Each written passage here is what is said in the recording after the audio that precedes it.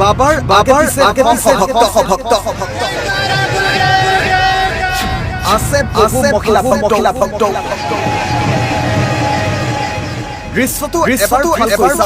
বুধবাৰে যোৰহাট নগৰৰ মাজেৰে এইদৰেই ঢাক ঢোল বজাই কানি কাপোৰ নিপিন্ধা দুই উলংগ বাবাক লৈ উলিয়াইছে শোভাযাত্ৰা আৰু যোৰহাটৰ মাজমজিয়াত এই দৃশ্য দেখি এতিয়া লজ্জানত স্বাভিমানী অসমীয়া আসলতে এগৰাকী নাৰী হিচাপে বহুত অপমান পাইছোঁ, বহুত লাজ পাইছোঁ।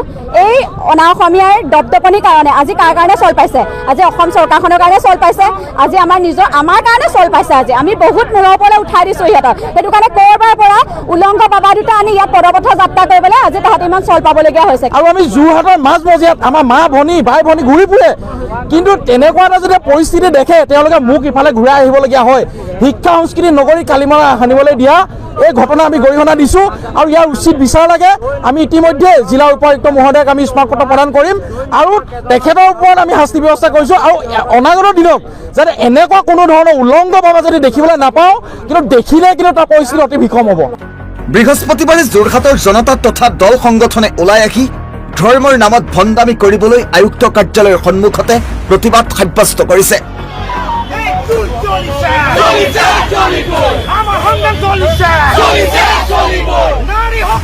আৰু তাৰ মাজতে কেইবাজনো প্ৰতিবাদকাৰীক আটক কৰিছে আৰক্ষীয়ে।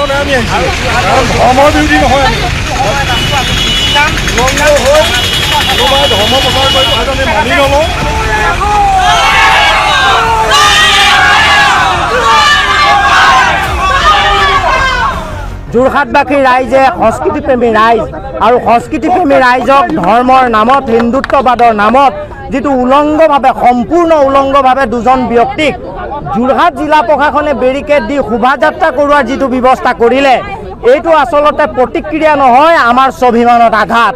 যেতিয়া আমাৰ স্বাভিমানত যেতিয়া আঘাত সানিব, তেতিয়া যোৰহাটবাসী ৰাইজ সচেতনবাসী ৰাইজে আমি কেতিয়াও শান্ত মনে বহি নাথাকোঁ। কাৰণ যোৰহাটত নোহোৱা নোপোজা এটা ঘটনা, যি সময়ত আমি সাংগঠনিকভাৱে বিভিন্ন সমাজত জড়িত হৈ যে বাৰে নহনীয়া সাংস্কৃতিক শোভাযাত্ৰা কৰিবৰ কাৰণে অনুমতিৰ কাৰণে যোৰহাট জিলা প্ৰশাসনত 10-12 দিনৰ তাঁতবাতি কৰিব লগা হয়, তেনে ক্ষেত্ৰত এজন অচিনাক্ত দুজন ব্যক্তি হঠাৎ যোৰহাটলৈ আহি যোৰহাট জিলা প্ৰশাসনৰ তত্বাৱধানত কেনেধৰণে যোৰহাটৰ মাজমজিয়াত ইতিহাস প্ৰকৃত যোৰহাটৰ মাজমজিয়াত সম্পূৰ্ণ উলংগভাৱে শোভাযাত্ৰা কৰিবলৈ সুবিধা পালে।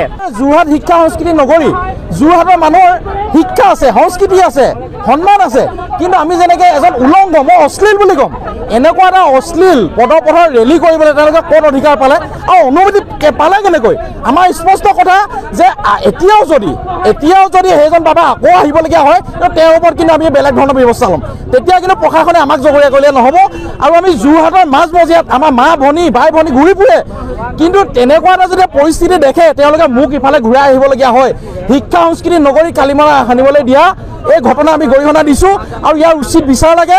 আমি ইতিমধ্যে জিলা উপায়ুক্ত মহোদয়ক আমি স্মাৰকপত্ৰ প্ৰদান কৰিম আৰু তেখেতৰ ওপৰত আমি শাস্তি ব্যৱস্থা কৰিছোঁ। আৰু অনাগত দিনত যাতে এনেকুৱা কোনো ধৰণৰ উলংগ বাবা যদি দেখিবলৈ নাপাওঁ, কিন্তু দেখিলে কিন্তু তাৰ পৰিস্থিতি অতি বিষম হ'ব, সেয়া মই জনালোঁ। আৰু যোৰহাটবাসী ৰাইজক আহ্বান জনাইছোঁ যে মই সহ্য কৰি থকা কথা নহয়, আমি কাৰো ধৰ্মৰ বিৰোধী নহয়, তেওঁলোকে ধৰ্ম কৰক, তেওঁলোকৰ চাৰিসীমাৰ ভিতৰত থাকি তেওঁলোকে উলংগ হৈ থাকক, উভতি হৈ থাকক, আমাৰ আপত্তি নাই। কিন্তু ৰাজপথৰ মাজত তেনেকুৱা অশ্লীলভাৱে উলংগ হৈ যোৱাত আমি তীব্ৰ ভাষাৰে গৰিহণা দিছোঁ, ধিক্কাৰ জনাইছোঁ আৰু আমি তেওঁলোকক ইয়াৰ পৰা সকিয়নি প্ৰদান কৰিছোঁ। অদূৰ ভৱিষ্যতে যোৰহাটৰ মাজমজিয়াত উলংগ হৈ আহিবলৈ যেতিয়া কেতিয়াও মই সাহস নকৰে, কিন্তু যোৰহাটৰ পৰা তেওঁলোক কাপোৰ পিন্ধি যাব লাগিব।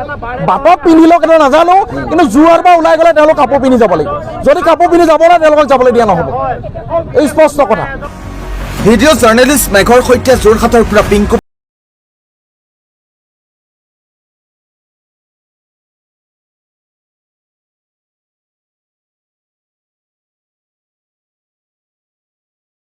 নৱভাৰতৰ কথা